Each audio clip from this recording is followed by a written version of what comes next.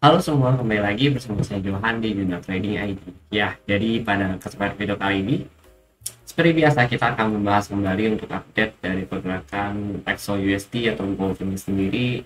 Dan seperti yang kita lihat ya, kemarin itu saya nggak bisa banyak update karena memang ada kesibukan lain ya. Jadi saya baru bisa update sekarang.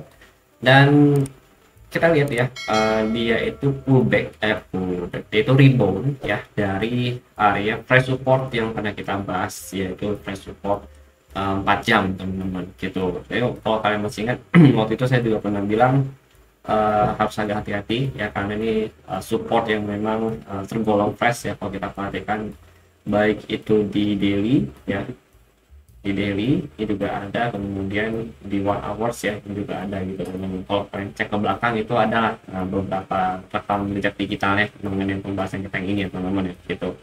Oke, sekarang kita lihat lagi ya, kita back to realita ya. Kalau gold ini sebenarnya masih uptrend gitu teman-teman ya. Kalau kalian ingat juga, saya ada bahas juga kalau yang downtrend itu ya, atau yang bearish itu adalah LTF ya teman-teman gitu. Jadi untuk HTF-nya atau high time frame-nya itu masih bullish movement gitu. Oke, jadi secara PA kalau kita lihat di sini ya, dia kan udah breakout nih dari sini ya teman-teman ya, untuk 4 hours ya gitu ya. 4 hours sudah breakout dari 3345 ya, dan saat ini dia ketahan di area resisten. Sebenarnya ini area resisten yang cukup saya pantau ya. Kenapa? Uh, Kalau kalian di sini ini, bentar ya, ini kita cek dulu. Kita mau ke daily, jawabannya di sini teman. Nah, jawaban di sini. Kalian ingat untuk area ini ya, dua area ini ya. Nah, dua area ini ya, dari atas ini yang di harga berapa nih? 3381 ya sampai 3349 atau 3350 ya. Ini kan akan meninggalkan gap down ya dari market itu sendiri teman-teman gitu loh. Nah, gap ini yang berusaha sebenarnya diisi oleh si market saat ini teman-teman gitu loh.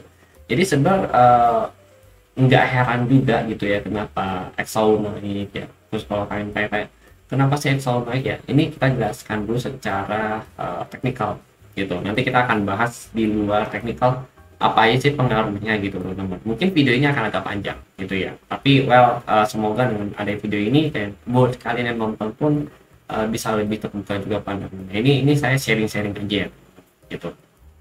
Nah, gap ini ya, dan di sini ini kan ada kekosongan harga nih ya untuk time frame daily. Ini diisi nih sama dia, yang dia berusaha lagi diisi gitu loh. Dan kenapa saya udah katakan juga ya, kalau ini jadi area penentuan ya. Kenapa? Karena ini kalau dia hasil closing ya untuk daily-nya, closing di atas 3380 aja gitu ya, atau 3385 ya untuk pasnya gitu ya teman-teman ya. Ini dia ada potensi untuk lanjut reverse lagi ke atas ini teman-teman. Nah, ke 3430-an ya, 3430 3420-an gitu. Dia ada potensi ke sini lagi, dan dari sini dia itu udah dekat, dan potensial dia untuk reach more ATH lagi itu sangat-sangat kuat sekali auranya teman-teman gitu. Dan kalau kita juga dari daily ya, daily sendiri kalau kalian perhatikan ini kan dia ada pullback ya, ada rebound, dia ada rebound ya. Jadi ini juga sama sebenarnya, cuma ini kecil ya gitu ya. Cuma kalau kita perhatikan dari sini, terutama yang ini kan jelas sekali ya kalau dia itu ada cium aroma-aroma untuk membuat ya posisi ya, apa ya, pattern yang sama lagi gitu teman-teman. Ini kalian kalau kalian lihat nih ya, ini dia ada doji, ini juga ada doji ya kan, sini ya, ini kayaknya ya doji, ini ada doji ya, ini morning star ya, ini juga morning star ya teman-teman ya.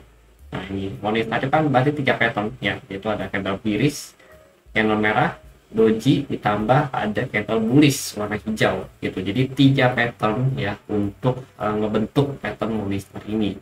Dan Morningstar ini terkonfirmasi ya di hari ini ya, dengan catatan dia itu bisa closing ya, dia itu bisa closing di atas ini. Nah, di atas 3348 gitu. Nah ini kenapa terkonfirmasi, karena posisi sudah untuk Morningstar untuk patternnya sendiri itu sudah terkonfirmasi ketika dia bisa closing di atas 3284 gitu kan, sama ini juga ya, ini kan sama nih di atas 3029 ya, confirm ya untuk Morningstar gitu teman-teman. Nah tapi kalau untuk konfirmasi lanjutan yang ini, candle ini harus bisa closing di atas sini dulu, cuma permasalahannya dia ada gap yang ada di sini yang perlu diisi juga gitu teman-teman. Jadi kalau misalkan in case dia mau ngisi, sekalian mau ngisi gap ini ya, ini kan gapnya kalau sampai apa nih, 3380 ya, sorry 3380. Nah ini dia bisa lanjut naik dan bikin pattern si Morningstar ini lebih perfect lagi teman-teman, itu bisa naik lagi. Ini ada potensi ATH lagi. Targetnya di mana bang? Targetnya itu untuk the next target adalah di sini, itu di 3472 3427 gitu. Ini ada di area resisten daily-nya dia gitu ya. Daily resisten ini kan spike ya. Nah kita ambil dari body candle-nya dulu gitu teman-teman. Oke. Berarti kalau dia mau melakukan penurunan ya untuk intraday-nya ini tidak boleh closing, atau daily-nya ini tidak boleh closing ya di atas 3348 gitu. Kalau dia closing di atas 3348 berarti akan ada kenaikan lebih lanjut lagi gitu teman-teman. Nah ini kalau kita bahas secara TA ya, dia pullback dari sini ya, dari price support 4 hours ya, atau price supportnya daily ya, di sini, terus dia naik ya, nutup gap yang ada di sini sambil terbentuk pattern Morningstar gitu teman-teman. Lalu ini adalah untuk outlook hari ini ya. Jadi outlook hari ini nanti ada CPR itu range itu di 3300 sampai 3400an ya. Kemudian ada zona penentuan ya, jadi saya ada tipe juga lebih ke zona ini. Kenapa? Karena yang tadi saya bahas juga, yang kita bahas juga di daily ini teman-teman gitu ya, dia nggak break 3385 better kita jangan cari setup buy. Tapi kalau dia udah break ya 3385 atau 3380 dengan catatan TF 1 jam ya teman-teman, TF 1 jam. Nah kita baru cari konfirmasi retest gitu, nanti entry tengah-tengah aja, atau untuk resiko lebih rendah gitu, SN nya di bawah zona ini gitu teman-teman. Targetnya mana?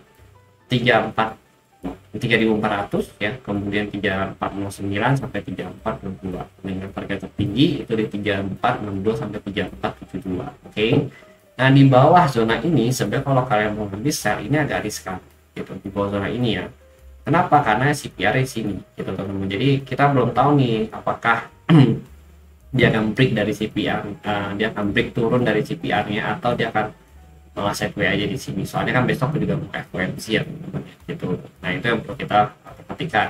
Paling saran saya kalau kalian mau ngambil kekeh ya, mau ngambil sell, tunggu dia bisa break dulu dari 3368 ya, tunggu dia bisa break dari 3368, baru kalian cari konfirmasi sell. Begitu dari retest untuk target di sini dulu nih terdekat ya, nggak usah kasih CPR dulu deh gitu ya, sini dulu.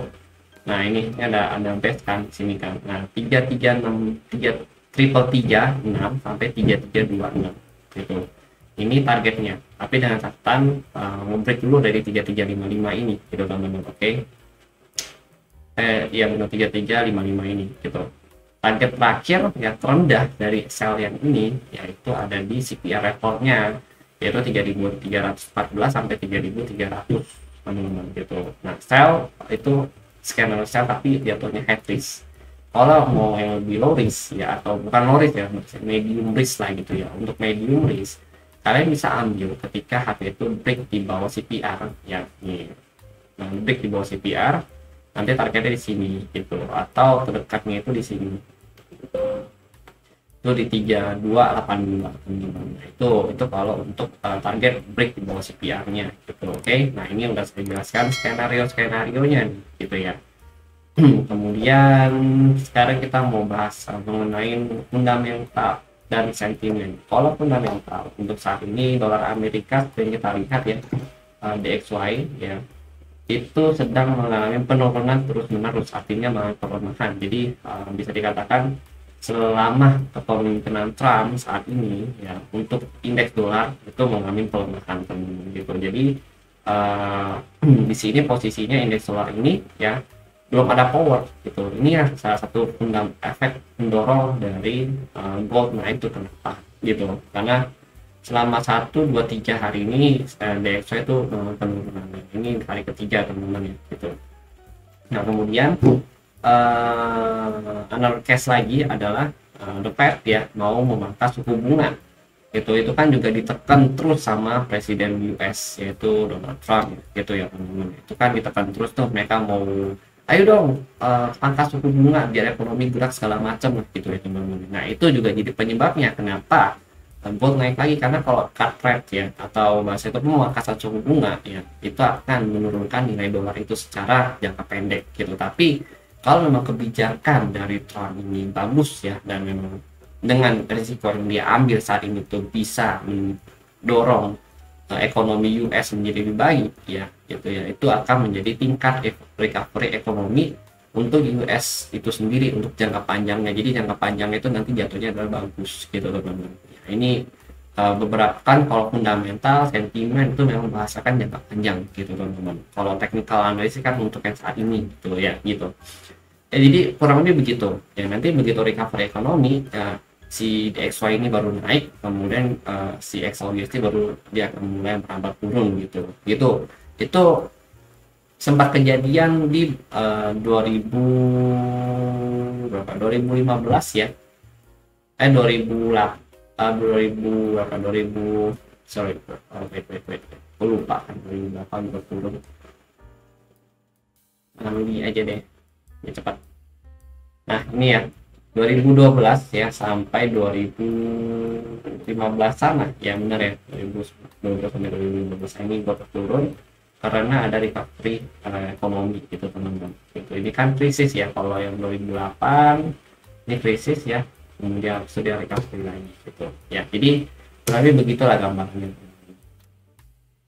Kemudian untuk saat ini ya much better kita wait and see dulu kalau kalian belum ada entry ya, karena memang agak sedikit riskan dan sedikit berbahaya ya. Jadi saran saya kalau misalkan belum ada entry, wait and see dulu mau pair apapun itu ya, karena untuk saat ini market lagi nunggu juga, pasti market juga lagi wait and see untuk evolution besok stepnya bagaimana. Nah itu yang kita tunggu teman-teman gitu. Iya bang, tapi gold udah naik gila-gilaan ya, kemarin naik 10% lebih, sekarang naik 1% juga gitu kan. Ya udah nggak apa-apa gitu loh, maksudnya gold juga kan masih sejalan dengan analisa kita, dengan pembahasan kita gitu. Dan kita juga tahu kenapa reasonnya why gold naik lagi, baik secara technical ya, dan juga secara fundamental, dan juga secara sentimen gitu teman-teman. Dan trend war juga kan masih belum selesai juga ya sebelumnya gitu kan, cuma di pause doang 90 hari gitu kan. Itu kan berarti kan nanti akan ada pelanjutan episode lagi nih mengenai trend war itu sendiri, dan itu yang harus kita wanti-wanti gitu. Untuk hari ini sebenarnya kalau kita bahas news ya hari ini itu, untuk newsnya kemarin sih sebenarnya mix ya, hari ini itu nggak ada news ya, jadi untuk hari ini clear ya. Kemudian besok itu ada news ya, kemudian nah ini ada mengenai this week ya, this week itu ada economic statement dari Rabu ya, jam Rabu ke Kamis perpindahan gitu, dari jam 1 malam ya, 1 pagi sampai jam 3 pagi ya gitu, untuk range waktu gitu teman-teman. Oke. Nah inilah kenapa saya bilang jangan nge-buy dulu, karena posisinya itu dia ketahan di sini, jadi agak riskan. Kalau mau nge-buy mending nunggu dia break dulu dari 38 gitu teman-teman. Oke. Tapi ya terserah kalian, ini kan pandangan saya nggak bisa kalian juga gitu kan. Kalau misalkan kalian maunya buy bang, pokoknya apapun itu gue buy, ya udah silakan gitu loh. Tapi kalau misalkan kalian lihat oh ya ini pandangannya merasa sesuai ya segala macam, boleh kalian ikutin ya, kalian sesuaikan dengan persepsi kalian aja juga untuk analisa ini teman-teman. Oke. Thank you untuk kalian sudah nonton ya, dan see you on the next video update.